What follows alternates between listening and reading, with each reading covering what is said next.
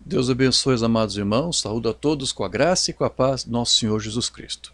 Hoje nós vamos fazer mais uma outra leitura deste livro aqui, que Falem os Primeiros Cristãos, de David Bercott. Hoje eu quero fazer aqui a leitura do capítulo de número 9, onde ele trata sobre prosperidade, bênção ou maldição. Você sabe que hoje o carro-chefe da maioria das denominações ditas evangélicas, cristãs aí fora, usa o tema da prosperidade para atrair pessoas para os seus cultos, para as suas igrejas, como que mostrando que é esse o desejo, é este o foco que Deus também tem para com seus filhos. A pergunta é, será que essa era a mesma abordagem que os primeiros pais da igreja utilizavam? Como que os pais da igreja lidavam com essa questão? Então, eu quero aqui ler para você o capítulo deste livro, porque como você já sabe, Bercott cita muitos pais aqui, e o nosso tema, o nosso propósito aqui, é estudar a mensagem dos primeiros pais da igreja, do cristianismo primitivo, para nós termos uma ideia de como que eles lidavam com diferentes questões. E essa é uma boa questão, uma boa pergunta, né? A prosperidade é uma bênção ou uma maldição? Como é que os primeiros pais lidavam com essa questão? É disso que vamos tratar hoje.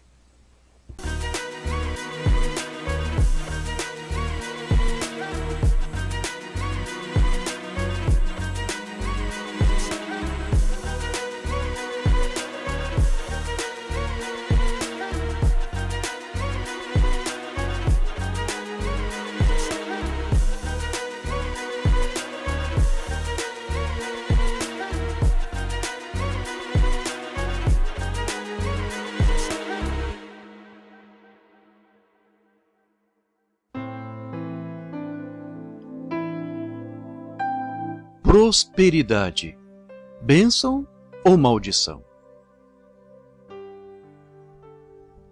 O pastor da maior igreja do mundo, Dr. Paul Yong-Soo, escreveu recentemente um livro sobre a prosperidade cristã.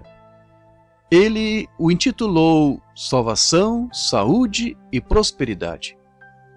Depois de discutir o fato de que somos cidadãos do céu, ele declarou: se somos reis, não deveríamos ter as glórias, honras e bens que os reis possuem? Esta é a nossa herança natural.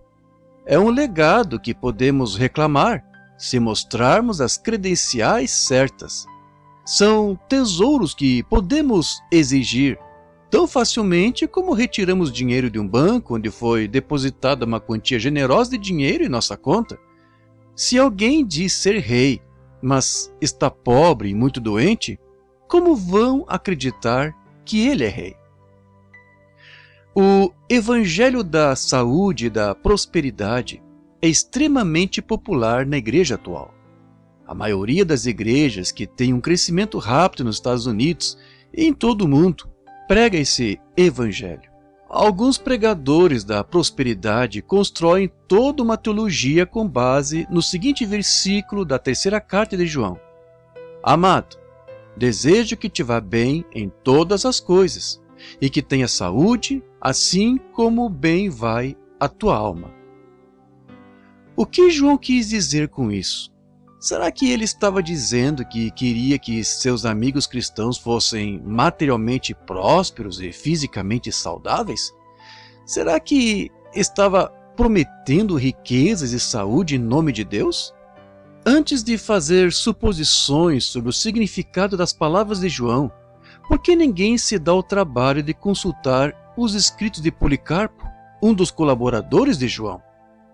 Se os pregadores da prosperidade tivessem verificado os escritos do companheiro de João, teriam encontrado uma forte advertência contra a busca pela prosperidade material, e não uma mensagem em favor da saúde física e da riqueza material. Na verdade, os cristãos primitivos testificam que os próprios apóstolos viviam na pobreza, não na riqueza material. Em vez de ver a riqueza como uma bênção prometida por Deus, os cristãos primitivos a viam como algo que os envolvia demais, podendo-lhes custar a vida eterna. Eles baseavam sua interpretação em versos bíblicos tais como: porque o amor ao dinheiro é a raiz de toda espécie de males, E nessa cobiça alguns se desviaram da fé e se transpassaram a si mesmos com muitas dores. Sejam vossos costumes sem avareza, contentando-vos com o que tendes, porque ele disse: não te deixarei, nem te desampararei. Não ajunteis tesouros na terra, mas ajuntai tesouros no céu, porque onde estiver o vosso tesouro, aí estará também o vosso coração.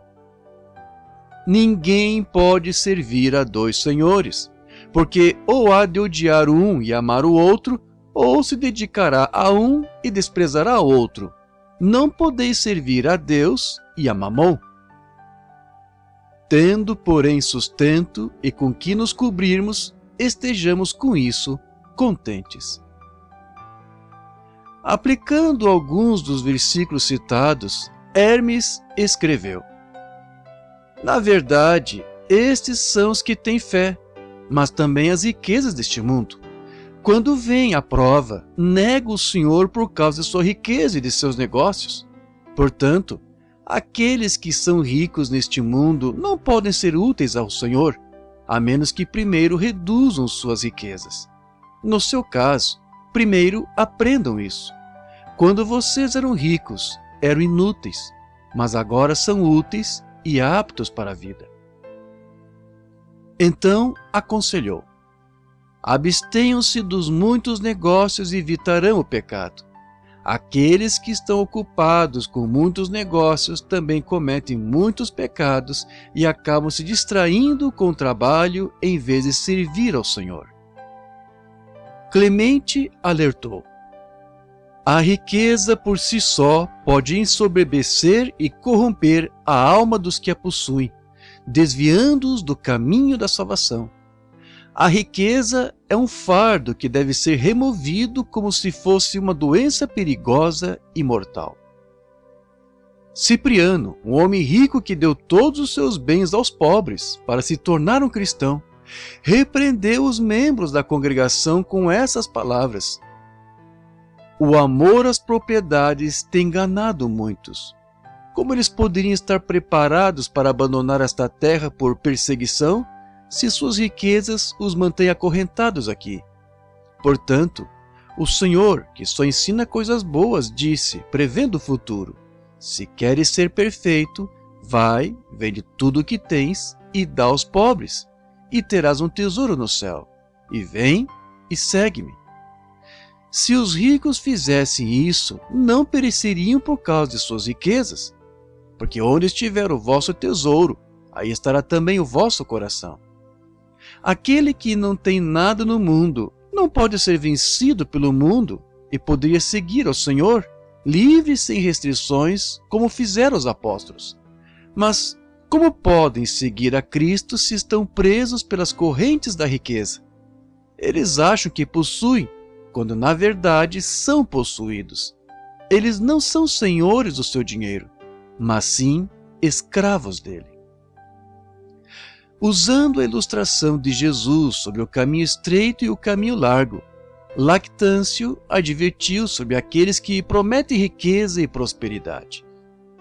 Satanás, ao inventar as falsas religiões, afastou os homens dos caminhos celestes, conduzindo-os ao caminho da ruína.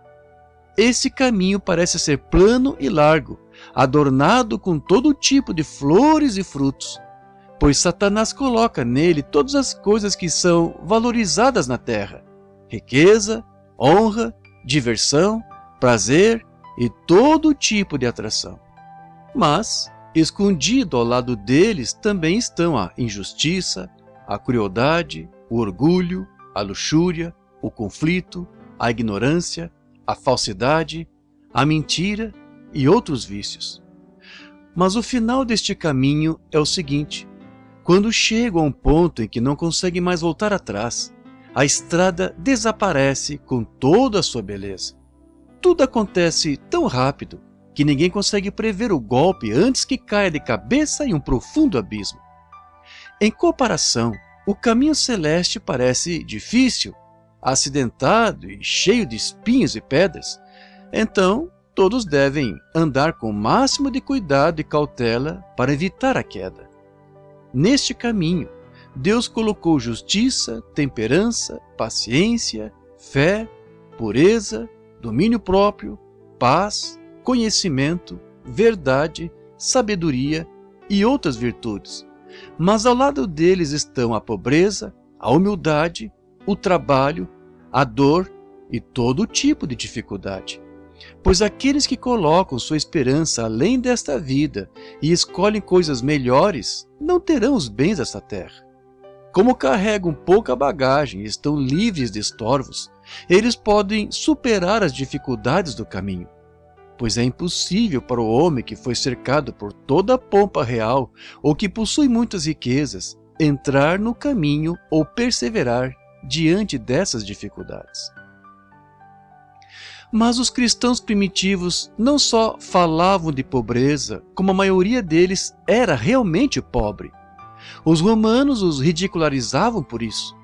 Por exemplo, um romano zombou dos cristãos dizendo: "Perceba que muitos de vocês, na verdade, como vocês mesmos admitem, são, em sua maioria, necessitados, passam frio e fome e têm trabalhos difíceis. No entanto, o seu Deus permite isso." O advogado cristão Marcus Félix, admitindo a verdade da acusação, respondeu: "Sermos chamados de pobres não é a nossa desgraça, mas sim a nossa glória. Pois assim como a mente relaxa numa vida de luxo, ela se fortalece na pobreza. Mas quem pode ser pobre se não anseia por coisa alguma, se não deseja as posses de outros? Mais pobre é aquele que, apesar de ter muito, quer sempre mais." A mensagem antimaterialista dos cristãos primitivos era tão estranha para os romanos que eles ridicularizavam o cristianismo. Celso, o crítico romano, perguntou aos cristãos: "Como poderia Deus ordenar que os judeus, através de Moisés, acumulassem riquezas, estendessem seu domínio de terras, enchessem a terra e matassem seus inimigos, enquanto seu filho, o homem de Nazaré, instituiu leis totalmente contrárias a isso? Ele declarou que ninguém pode ir ao Pai se amar o poder, as riquezas ou a glória.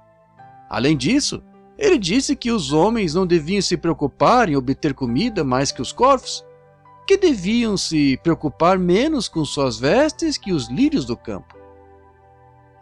Alguém pode dizer que esses cristãos viviam na pobreza simplesmente porque rejeitavam a prosperidade de Deus e doavam suas riquezas. Mas como é que alguém pode dar mais que Deus? Se a riqueza vem de Deus, um cristão não pode perdê-la por obedecer a sua palavra e partilhar sua riqueza com os pobres. Quanta diferença entre a mensagem deles e a nossa. Agora, compare os ensinamentos dos cristãos primitivos com o que é ensinado em tantas igrejas hoje em dia. Por exemplo, Kenneth Hagin, um pregador cristão muito popular nos Estados Unidos, afirma que teve a seguinte conversa com Deus: "E o Senhor continuou: diga, Satanás, tire suas mãos do meu dinheiro, pois é ele que não deixa o dinheiro chegar até você, não eu. Reclame, pois o dinheiro está aí na terra e Satanás tem domínio sobre ele, pois ele é o Deus deste mundo. Diga, eu exijo, e peço o que você quer ou precisa." As pessoas podem dizer: bem, eu acredito que Deus suprirá as nossas necessidades, mas começar a falar sobre seus desejos é ir longe demais. Foi exatamente o que eu disse ao Senhor: "Senhor, eu acredito que queira satisfazer as nossas necessidades, mas nossos desejos?" Então ele respondeu: "Você diz que é entendido na palavra, pois no Salmo 23, que você cita muitas vezes, diz: o Senhor é meu pastor e nada me faltará. E no Salmo 34 diz: os filhos dos leões necessitam e sofrem fome, mas aqueles que buscam o Senhor, bem nenhum faltará. Reivindique o que você precisa ou o que lhe falta. Diga, Satanás, tire suas mãos do meu dinheiro. Então diga: vão espíritos ministradores e faça o dinheiro vir para mim." No entanto, nos primeiros séculos, eram os hereges, e não a igreja, que ensinavam a teologia da prosperidade. Por exemplo, um dos mais infames hereges do terceiro século, Paulo de Samósata, ensinava e praticava a mensagem de riqueza. Um grupo de anciãos que viveu na mesma época que ele o descreveu assim: antes ele não tinha posses e era pobre, não herdou fortuna de seu pai, não conseguiu nada através de negócios ou de comércio, mas agora tem riqueza abundante obtida a partir de atos errados e de seus sacrilégios. Ele e os seus seguidores tornou ricos. Por isso, ele é admirado e amado por aqueles que buscam essas coisas. Os cristãos eram mais saudáveis? Quanto ao Evangelho da Saúde, tanto a história cristã quanto a secular mostram que os cristãos primitivos não gozavam melhor saúde que os pagãos. Algumas cartas escritas por eles mostram que eles sofriam as mesmas pragas e calamidades que o resto do mundo. Os cristãos primitivos acreditavam na cura divina, mas seus testemunhos sobre milagres de cura indicam que as orações de curas eram feitas principalmente para os incrédulos, como um sinal. Não era algo que os cristãos normalmente recebiam como uma bênção prometida. Cipriano nos diz que alguns cristãos ficaram desiludidos depois de sofrerem uma terrível praga. Alguns ficam chateados porque essa doença ataca nosso povo da mesma forma que ataca os pagãos, como se os cristãos crescem para poder gozar dos prazeres do mundo e de uma vida livre de doenças, em vez de enfrentarem adversidades aqui, aguardando uma alegria futura. Enquanto estivermos aqui na Terra, experimentaremos os mesmos problemas que o resto da raça humana, apesar de estarmos separados em espírito. Assim, quando a fome assola a terra, ela não faz distinção de pessoas.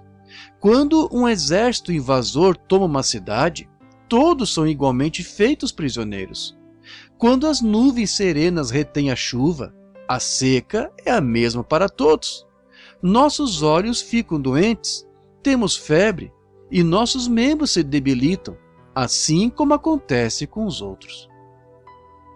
O cristianismo primitivo era uma religião que não prometia prosperidade material nem um melhor estado de saúde nesta vida, mas seus membros acreditavam no poder de Deus.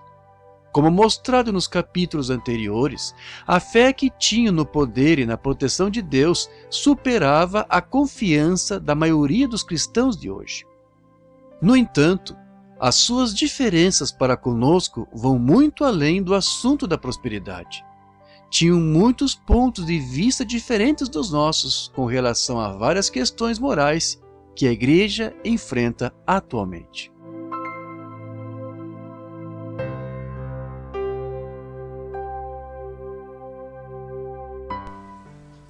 Pois é, meus irmãos, pelo que nós conseguimos ver aí de algumas mensagens que Bercó citou de alguns antigos pais da Igreja, você conseguiu perceber que eles têm uma interpretação muito diferente dos teólogos modernos de hoje sobre essa questão da prosperidade, porque hoje se usa esse tema para atrair pessoas, atrair membros para a igreja, e naquele tempo eles não faziam esse tipo de promessa. Hoje é essa promessa: se você vier para Cristo, se você vier para uma igreja, você vai ser próspero, Deus vai te abençoar e todos os seus problemas serão resolvidos. Não era essa abordagem que os primeiros pais usavam. Porque, conforme também o próprio Mambrana dizia, nem sempre prosperidade é sinal de bênçãos de Deus.